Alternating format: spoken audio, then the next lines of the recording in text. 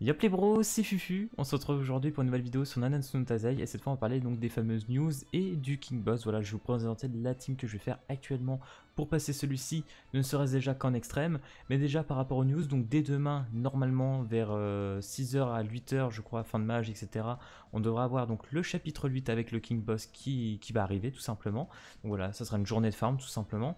Et normalement mardi, avec la fin de l'event croissance, etc., on devrait voir Escanor arriver, donc dès mardi le 28, avec bien évidemment sa hache, Rita, etc., plus son portail. J'ai vu quelques leaks, voilà, des images du jeu. Donc voilà, à mon avis, ça devrait se passer à peu près dans ce terme-là. Donc honnêtement, pas mal de contenu qui va arriver d'ici là. Alors bien évidemment, comme vous pouvez le voir, je suis rentré aussi un peu chez moi, je suis avec mon PC portable, donc si ça lag, c'est pas ouf, c'est tout à fait normal, voilà, qu'on se le dise honnêtement. Mais voilà, on n'est pas là pour ça, du coup on va parler tout simplement du King Boss. Je vais répondre à quelques questions que j'ai pu voir, ne serait-ce qu'il y a quelques jours ou une semaine, ou des vidéos aussi qui ont été faites, etc.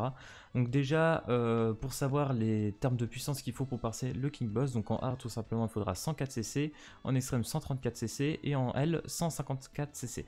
Donc autant vous dire qu'en L ça va être quasiment impossible de le passer pour l'instant. On aura certes Escanor, mais à mon avis voilà, ça sera pas...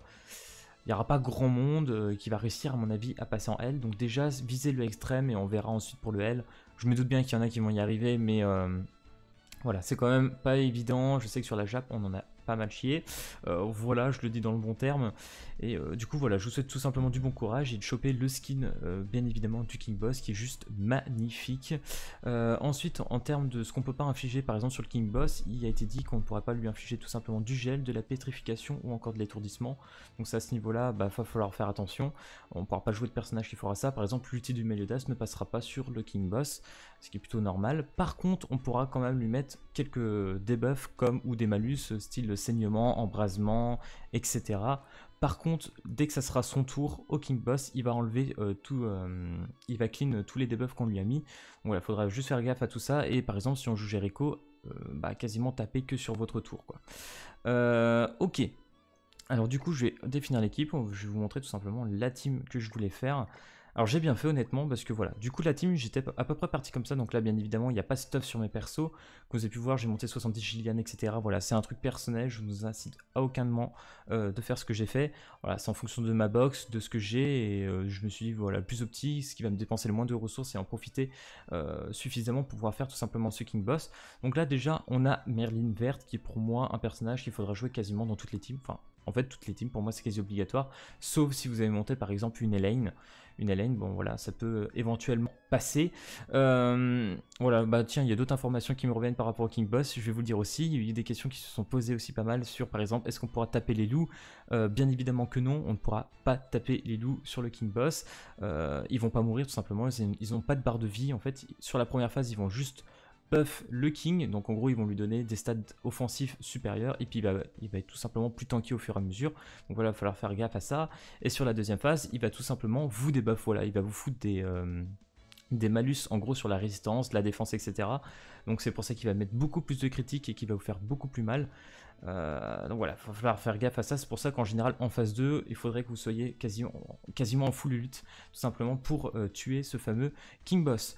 Du coup voilà, et la dernière chose aussi que j'ai eu, je vais vous dire toutes les informations comme ça, vu que j'ai revérifié aussi sur mon ancien stream quand j'avais fait la première fois le King Boss, certains se disaient, est-ce que lorsqu'on perd, par exemple qu'on fait un extrême et qu'on perd la battle contre le King Boss, est-ce que ça va compter notre jeton? Parce que normalement, on a une limitation de parties à faire sur le King Boss par jour, et normalement, j'ai regardé, quand vous mourrez, voilà, vous perdez, défaite, etc., ça ne compte pas pour une partie, donc du coup, vous pouvez refaire la mission extrême jusqu'à la gagner et que ça compte. Voilà, donc ça, si vous avez des petits...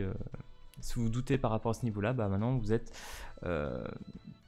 fixé à ce niveau-là. Excusez-moi, petit dérangement, du coup je disais fameuse petite Jericho. Donc Jericho qui est aussi un personnage à prendre avec des pincettes entre guillemets, très intéressante parce que bien évidemment on aura un shop aussi pour le King Boss, donc un shop personnel où vous pourrez changer des pièces pour avoir le skin, pour avoir des informations, etc. Quoique le skin je suis pas trop sûr étant donné qu'on a vu juste les trucs du shop, il n'y a pas de skin vraiment qui a été mis, mais normalement il devrait y être, donc je me fais pas trop de soucis à ce niveau là, mais déjà vous aurez un shop en fonction des pièces que vous allez gagner. Et vous aurez des récompenses en fonction d'un classement de points. Donc c'est-à-dire que plus vous allez faire de dégâts sur le boss, j'imagine, ou un peu au même système que le boss de guild, j'imagine, vous serez dans un pourcentage des meilleurs joueurs tout simplement. Et si vous êtes dans le top 15%, vous aurez toutes les récompenses à partir du 100%, 80%, etc. Et c'est pour ça que je veux jouer Jericho, pour tout simplement mettre un maximum de points sur le King Boss et être dans les meilleurs tops tout simplement en termes de pourcentage pour avoir les meilleures récompenses. Donc pour moi, Jericho, c'est une bonne initiative, même si on sait très bien que c'est une chips, entre guillemets, c'est-à-dire que au-dessus du extrême, je pense qu'elle ne passera pas, c'est-à-dire en L, il n'y aurait quasiment aucun intérêt de jouer Jericho. Je pense qu'elle va se faire à peu près des pop. Mais bon, encore, voilà, faut revérifier, faut revoir tout ça. Ensuite, j'ai mis la Elisabeth verte, étant donné que la Elisabeth verte, elle a des bonnes stats, c'est-à-dire que la première compétence va permettre tout simplement d'enlever les bonus sur l'ennemi, donc tout ce qui est debuff, etc. que les loups lui mettent, donc ça peut être assez intéressant. Elle a aussi un très bon heal, bien évidemment, et son ulti qui va donner des jauges d'ult, ça on accepte. Et j'ai joué donc Gillian, que j'ai monté 70. Du coup, honnêtement, la Lee, je vais la switch avec le Escanor. Je pars sur une type full offensive, c'est pour ça que j'ai voulu monter Gillian. S'il y avait Escanor donc qui est arrivé, ce qui a l'air d'être vraiment le cas, donc tant mieux, je suis très content. Donc là par exemple, augmente les PV des héros attributs PV, donc de 30%, c'est-à-dire je vais gagner 30% d'HP sur tous mes personnages verts, donc ça c'est plutôt bon, et c'est pour ça que je vais essayer de partir sur une team quasiment full offensif pour dépop au plus vite le King Boss, et d'avoir assez de PV tout simplement pour résister dessus. Donc voilà, honnêtement je vise pour l'instant le extrême, on verra pour le L plus tard. Je dis je suis pas stuffé, mais je pense que j'atteindrai largement les 130k, donc ça c'est plutôt bon. Donc bien évidemment la Ellie va sauter, mais ça reste tout de même un très très bon personnage à jouer là-dessus. Ensuite, qu'est-ce que je peux vous conseiller comme autre perso? C'est vrai que je vais pas non plus trop parler de la Merlin verte aussi, je vous dis elle est primordiale, mais bien évidemment c'est pour sa jauge d'ultimate, hein, voilà le premier sort qui va enlever une orbe d'ulti, parce qu'à partir du moment où le King Boss va partir en ulti, autant vous dire qu'on est quasiment sur un one shot, hein, donc surtout dans la deuxième phase où il risque de critique et tout, ça va faire très très mal. Le Perfect Q qui va permettre aussi de tanker votre team, donc moi sur la compo que je fais, je trouve que c'est vraiment la meilleure chose à faire de jouer une Merlin dedans, donc là à ce niveau là je suis plutôt content. Je suis contre aussi les gens qui comptent jouer par exemple un petit Gozer pour monter, etc. Étant donné qu'il est rouge et tout, je pense qu'à partir du XM voire L, il est injouable, vraiment. Je pense qu'il va se faire défoncer assez vite. Et à l'époque, bien évidemment, ma Merlin était genre rang level 60. Donc là, je suis plutôt content, je l'ai 75. Donc ça, c'est plutôt cool. Bien évidemment, comme je vous disais, le Gustave, on va le conseiller, étant donné que le gel ne passera pas, donc nul pour Gustave, bien évidemment. Donc c'est-à-dire que vous n'allez pas jouer non plus n'importe quel personnage vert, comme je vous disais. Donc là, je vous ai conseillé pour l'instant la Merlin, la Jericho, on a pensé à la Ellie, mais il y a bien évidemment aussi des SR qui peuvent être conseillés. Donc bien évidemment, je vous ai conseillé la Liliane, mais il y a aussi le Hendrickson vert, voilà, que j'ai monté un petit peu comme ça parce que je ne savais pas trop ce que j'allais faire encore. Hendrickson vert qui est pour moi assez intéressant étant donné que son sort level rang 1, donc là voilà, au level 2 va retirer les bonus sur tous les ennemis, c'est à dire que là vraiment pour le coup tous les buffs qui sera donc la phase 1 en fait va être enlevé, et ça c'est plutôt bon parce que du coup le King vous fera beaucoup moins de dommages avec ce Hendrickson, et surtout qu'il est SR, du coup ça vous évite d'utiliser des points d'antif SSR pour monter un personnage, et ça fera amplement le taf. Et pareil avec son deuxième sort qui est un heal, donc il pourra remplacer par exemple la L hiver si vous voulez pas monter de L hiver tout de suite. Donc là par exemple son deuxième sort qui est donc un heal, donc de 100% de l'attaque, etc. Donc il faudra jouer attaque def comme Ellie, ou HPD si vous n'êtes pas trop chaud pour que ça tienne, mais ça ira assez bien de toute façon. Et vous aurez pendant 3 tours une restauration, voilà, qui va vous rendre 60% d'HP à chaque début de tour. Franchement, ce Hendrickson est très bon, et en plus de ça, son ulti qui est incroyable. Donc il a fait une rupture, et rupture c'est quoi? Dégâts x2 aux ennemis qui bénéficient de bonus. Donc c'est-à-dire que sur la première phase du King Boss qui va se mettre que des bonus, et là vraiment ça va être intéressant. Ce Hendrickson va faire pas mal de dégâts à l'ultimate, donc ça on aime bien. Et son passif quand même qui a une perforation, c'est à dire qu'on peut monter 10 fois, c'est à dire qu'on va bénéficier de donc, voilà, 30% de perfo, c'est clairement 50% de perfo, ce qui est quand même pas négligeable, et va faire beaucoup de dégâts sur le King Boss, donc ça c'est vraiment pas mal. En autre personnage SR, je pense qu'il n'y en a vraiment pas d'autre à conseiller. La Ellie SR, je vois pas trop d'intérêt, j'ai regardé. Il n'y a pas grand chose d'intéressant je trouve dessus. Le Dreyfus aussi, on s'en fout un petit peu. On va parler par exemple du Alioni qui est ici présent. Très intéressant aussi pour un R qui peut vous permettre, étant donné sur la deuxième phase, de tanker grâce à son deuxième sort. Voilà, qui est quand même intéressant, qui a une provocation déjà. Donc vu que sur la deuxième phase, il va faire du solo target, donc attaquer sur un ennemi, alors que sur la première phase, c'est quasiment que de l'AOE, donc que sur tout le monde.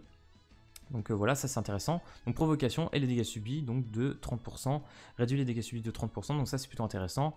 Si vous l'avez voilà à 45%, donc ça vous permet peut-être de tanker un tour de King Boss avec Alioni. Donc c'est plutôt intéressant, surtout si vous le mettez en sub.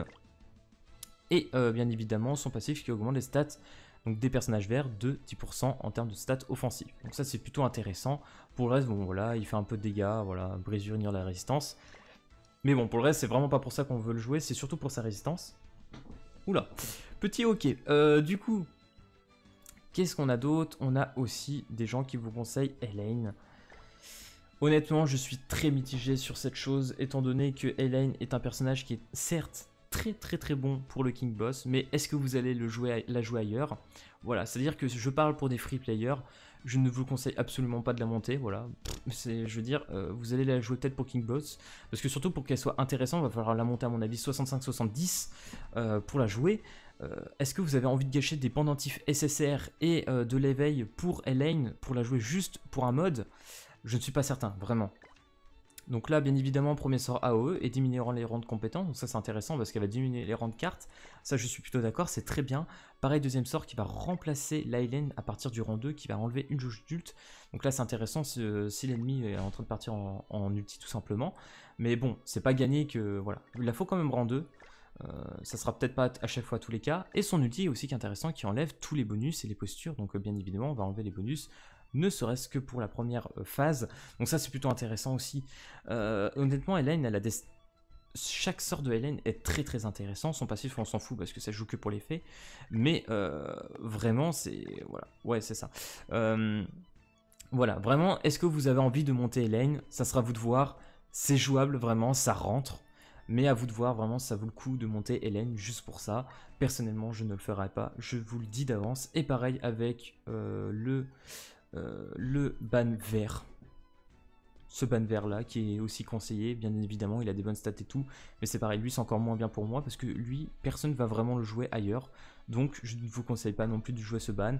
À la limite, il y a le ban Nunchaku qui passe, étant donné qu'il peut infliger son snatch, etc. Il peut mettre pas mal de dégâts. Bon là c'est vrai que je ne l'ai pas eu, moi encore je ne l'ai pas acheté. Le ban vert est totalement jouable. Et bien évidemment, comme je vous disais, tous les debuffs que vous allez lui mettre autour de King, ça va clean tout ça. Donc il va falloir vraiment tout mettre sur votre tour. Donc voilà, je pense que j'ai fait à peu près le tour pour les personnages. Je vous conseille pas de jouer d'autres couleurs, style Gozer, etc. Parce que vraiment, ils vont se faire dépop quand vous allez jouer dans les plus hautes difficultés. Je pense que vous allez être plutôt bon pour ça. Je sais pas si j'oublie des persos, n'hésitez pas à me dire s'il y a d'autres persos qui pour vous semblent passer pour passer le mode, tout simplement. Personnellement, voilà, je pars sur cette compo, je pars sur Merlin, je pars avec une petite Jericho pour passer le extrême, Jericho qui pourrait switch pour le L, etc. Faudra voir, je ne sais pas du tout si elle va tenir pour le L. Et bien évidemment, j'attends Escanor. Si je n'ai pas Escanor, je garde Elisabeth, bien évidemment, je monterai Elisabeth si je ne tente pas Escanor. Ça sera pas du gâchis parce qu'Elisabeth sera jouée aussi dans d'autres modes, on peut la jouer en PvE, en PvP, pareil Jericho, voilà. Vraiment c'est ça que je voulais vous dire dans cette vidéo, c'est surtout monter ce qui vous semble le plus intéressant et ce qui va vous être le plus utile. Ne gaspillez pas des ressources sur des personnages que vous n'allez pas jouer après. Même si je sais que le skin UR du King Boss est très beau et intéressant avec des bonnes stats, il va falloir pas tout gâcher pour ça. Enfin bref, j'espère que cette vidéo informative analyse vous aura plu. N'hésitez pas comme d'habitude à vous abonner, à lâcher le petit pouce bleu. Et puis moi je vous dis à plus à la prochaine vidéo. Allez, peace tout le monde!